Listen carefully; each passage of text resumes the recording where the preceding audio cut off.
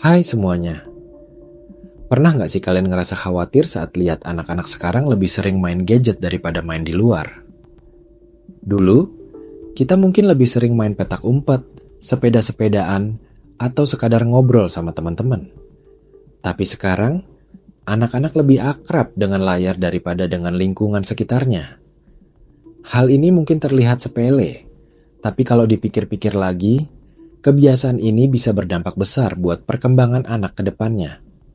Nah, pertanyaannya, seberapa besar sih pengaruh screen time berlebihan ini terhadap perkembangan otak anak? Kalau kita bicara soal screen time, sebenarnya yang dimaksud itu adalah waktu yang dihabiskan seseorang untuk melihat layar, baik itu televisi, komputer, tablet, maupun smartphone. Dan buat anak-anak, screen time ini bisa datang dari mana saja, entah itu nonton YouTube, main game, video call sama keluarga, sampai belajar online. Tapi masalahnya bukan sekadar mereka melihat layar.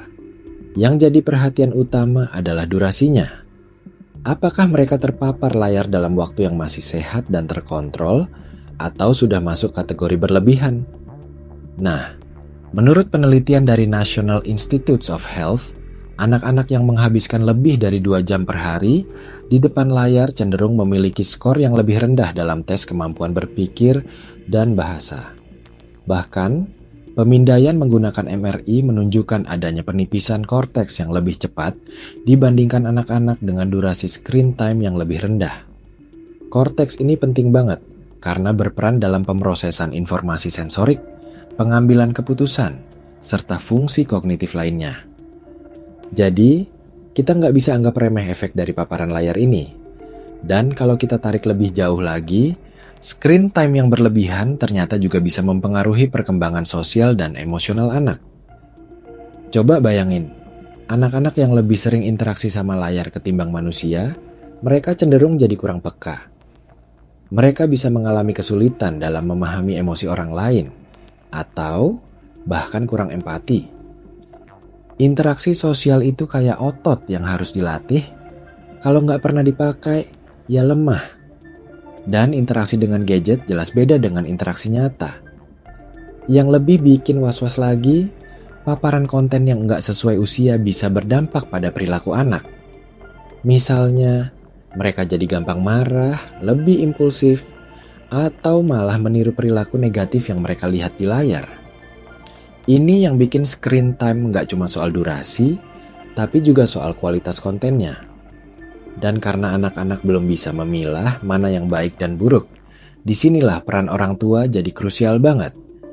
Lalu, ada juga efek samping yang seringkali nggak kita sadari, terganggunya pola tidur anak.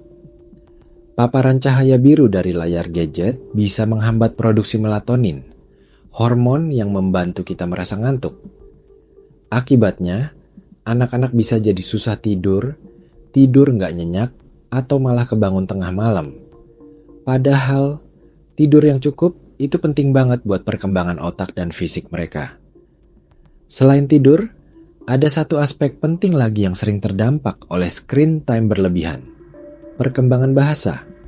Anak-anak yang terlalu sering terpapar layar cenderung memiliki kosakata yang lebih sedikit, kemampuan bicaranya terlambat, dan kesulitan mengekspresikan perasaan mereka dengan kata-kata. Kenapa bisa begitu? Karena mereka lebih banyak menerima informasi secara pasif daripada aktif berinteraksi. Mereka menonton dan mendengar, tapi jarang diajak ngobrol, diskusi, atau main peran, yang sebenarnya penting banget untuk melatih kemampuan berbahasa. Dari sini kita bisa lihat bahwa pengaruh screen time terhadap anak itu kompleks dan saling berkaitan. Nggak cuma satu aspek saja yang terdampak, tapi bisa merembet ke banyak sisi kehidupan mereka. Tapi jangan panik dulu. Bukan berarti anak-anak harus sama sekali dijauhkan dari teknologi. Yang perlu kita lakukan adalah mengelola dan membimbing penggunaan layar dengan bijak. Jadi, kita tetap bisa memanfaatkan teknologi, tapi dengan cara yang sehat. Salah satu langkah pertama yang bisa kita ambil adalah membatasi durasi screen time. Menurut rekomendasi dari Ikatan Dokter Anak Indonesia, IDAI, untuk anak usia 2-5 tahun, Screen time sebaiknya nggak lebih dari 1 jam per hari. Sementara anak usia di atas 6 tahun bisa diberikan waktu lebih, tapi tetap dengan batasan dan pengawasan yang ketat. Ini bukan soal melarang, tapi soal membentuk kebiasaan yang sehat.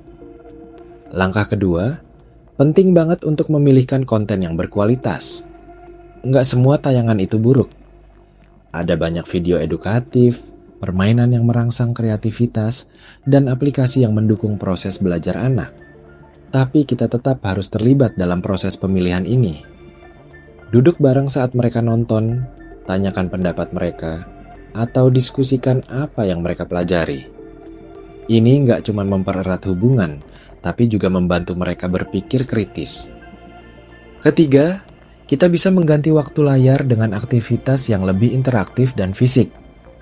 Ajak mereka main di luar rumah, bermain dengan mainan nyata, membaca buku bersama, atau melakukan aktivitas seni.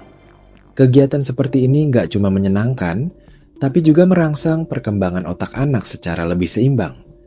Mereka bisa belajar berpikir, berimajinasi, bergerak, dan berkomunikasi secara bersamaan.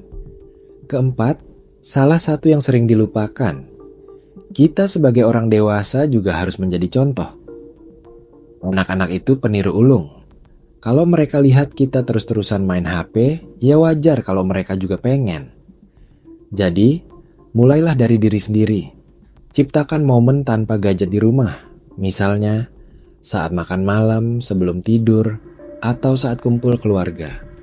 Tunjukkan bahwa kita juga bisa menikmati waktu tanpa layar. Kelima, ciptakan rutinitas harian yang terstruktur.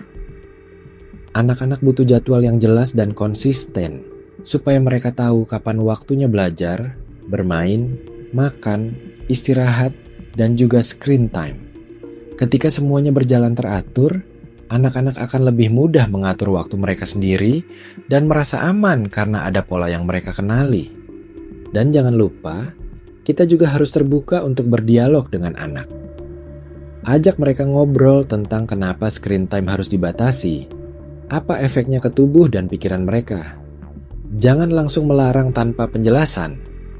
Anak-anak itu pinter, dan kalau kita bisa menjelaskan dengan cara yang mereka mengerti, mereka akan lebih mudah menerima aturan yang kita buat. Kalau kalian merasa sudah mencoba berbagai cara tapi belum berhasil, jangan ragu untuk cari bantuan. Konsultasi dengan psikolog anak atau dokter bisa bantu kita memahami lebih dalam perilaku anak dan mencari strategi yang sesuai dengan karakter mereka. Setiap anak itu unik, jadi pendekatannya juga harus personal. Intinya, teknologi itu seperti pisau. Bisa berguna, tapi juga bisa melukai. Tergantung bagaimana kita menggunakannya. Jangan sampai kita membiarkan layar menggantikan peran kita sebagai orang tua atau pengasuh. Karena sebesar apapun manfaat teknologi, tetap saja yang paling dibutuhkan anak adalah interaksi nyata, kasih sayang, dan pendampingan dari orang-orang terdekatnya. Yuk, mulai sekarang kita lebih bijak dalam mengelola screen time anak. Bukan dengan melarang total, tapi dengan mengarahkan dan menemani mereka. Karena di balik layar yang menyala, ada masa depan anak yang sedang dibentuk. Dan masa depan itu ada di tangan kita hari ini.